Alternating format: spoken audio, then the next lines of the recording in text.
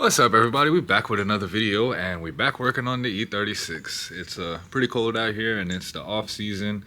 As you saw in a few previous videos, I hurt the engine at the last event at AMP. So I decided not to bore you guys with the process of pulling out the engine and just go ahead and pull it out and get it to this state, and this is where I decided to start showing you. So if you didn't watch the last video, you see that it lost oil pressure and started knocking. I'm hoping I caught the knocking pretty early, which I think I did as soon as I heard it, pulled into the pits and shut it down, and it hasn't ran since. So hoping that everything's okay. And I'll also drain the oil before I pulled it out, and I'll insert a clip here. There was a little stream, it looked like probably bearing material of coming out of the oil, but I was shining a light in the pan as it was coming out, and it wasn't anything that was really catastrophic to make me think that the crank is, chewed up too bad, which I'm hoping the crank isn't too bad, and I could just throw in some bearings and, kind of refresh it, new seals, and drop it back in and keep going. So that's the plan. So let me stop talking and we can go ahead and get to work.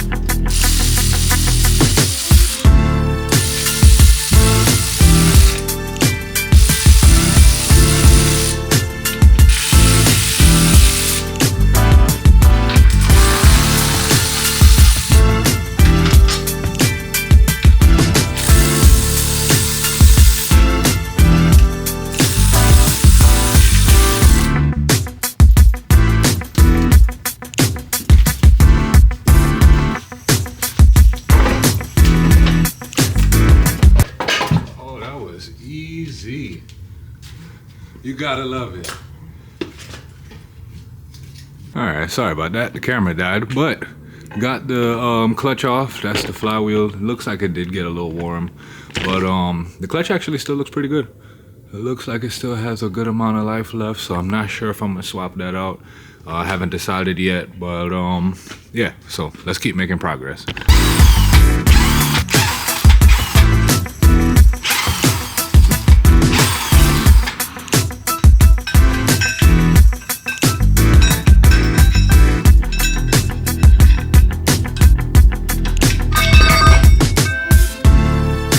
The engine is by itself, just there. I am gonna put it on the stand tonight, but I've been messaging this guy on Facebook Marketplace all day. We're about to meet up. He's about to buy my old harness when it was on the GM ECU, the Wiring Specialties harness, and he's gonna buy that and the ECU. So I don't want to, keep dealing with this for right now. So I'm gonna just go ahead and get this on the stand, meet up with him, sell the harness, and then I'll pick this back up tomorrow, and then we'll drop the pan and figure out what the damage is on this.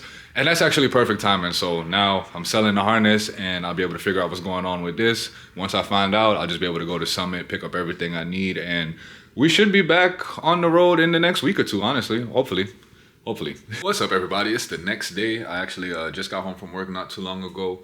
And like I said before, last night I went ahead and got the engine up on the engine stand. So we are all prepped and ready to go. And like I said, the plan is I'm gonna drop the pan before I flip the engine over. That way, whatever material is still at the bottom of the pan, because there was some in the oil when I was draining it, that material isn't, falling back into the engine. So I'm gonna drop the pan and then we'll turn it over and we're gonna find out what happened.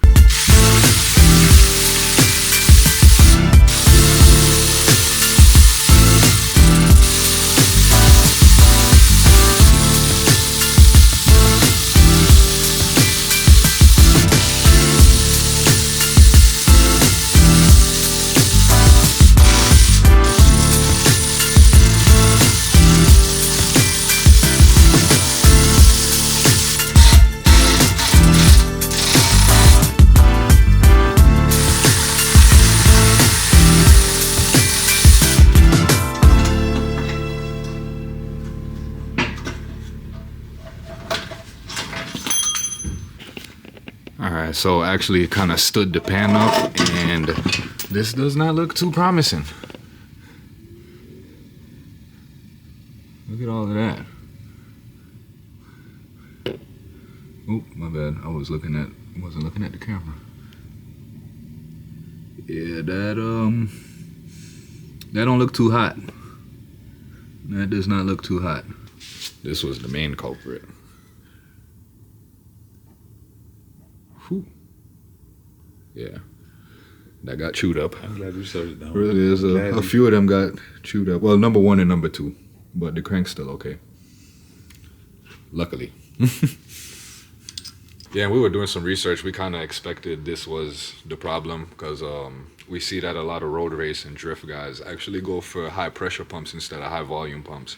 And when we put this engine together for the first time, I bought a high volume pump instead of a high pressure. And we weren't tracking it. Yeah, I wasn't tracking it at the time, and it was good. So I think with the high G's and turning 7,000 RPM, it ran dry for a little bit. All right, so I guess this is the best news that I could get for, given the situation. And it's really what I was hoping it to be. I was hoping that the crank wasn't chewed up and it was just bearings that, needed to get replaced. And how my dad explained, like, the oiling system on the LS, we're 99% sure the main bearings are good, but we're still going to pull the main caps and check the main bearings just to be on the safe side. But, yeah, so how he explained it is pretty much like the rod bearings are the first ones to go dry, and then in order too. So the first 2 cylinders would be the first to go dry if there was ever like oil slosh or oil pump failure.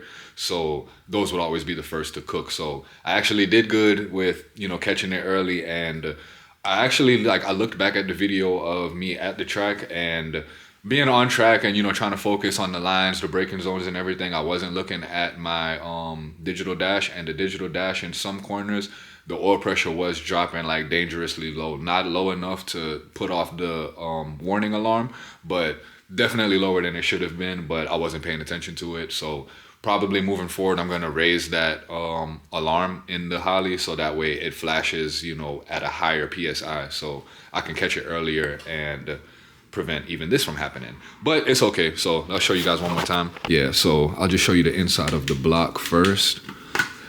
So everything inside the block still looks really good. Like the bottom of the cylinder still look good. I mean, the bottom of the pistons still look good. The cylinder walls, if you can see down, can't really tell. It's not focusing. Yeah, well, the cylinder walls are good. The cam is good. Everything still looks good down there. So it is the best case scenario of it just being the bearings, but the bearings definitely got chewed up and they've definitely seen better days. Like, look at that. That's one. Look at this one. And then look at this one. But we ran our nails over the crank and it's like so minimal that my dad said with some emery we'll actually be able to like polish it up basically and get it back completely smooth. But like your nail doesn't even get caught when you rub the crank, it's just like you can feel just an ever so slight a deviation in it. So my dad has built multiple engines. He's, good with engines, so I'm trusting him. He said the crank is good, so I'm believing him. The crank is good, so we're just going to throw some bearings in it and call it a day. Well, we're going to get rod bearings, a high pressure oil pump because I'm actually running a high volume oil pump. And like I said before, in my application, that is not the best to be using, which when I built the engine, I wasn't planning on tracking the car. It was really just supposed to be a fun street car. And even for that, moving forward, I just recommend if you're building an LS, just get a high pressure pump if you're going to replace the pump, save yourself that headache. And front seal for the front crank seal, and then the front timing cover seal. And that's pretty much the extent of the expense to get the engine back running. I'm really happy about that. It shouldn't cost more than a couple $100, probably about like maybe $300 or so. And then with me selling that Wiring Specialties harness last night, that came in like the perfect time. So about to get this back on the road, and we'll be back good. So probably the next video I'll have all the parts and we'll be completely, refreshing the engine and then dropping it back in, and then I'll give you the first startup with, the refreshed engine. So that's the plan. So hope to see y'all next time. I appreciate you tuning in, and yeah, see you later.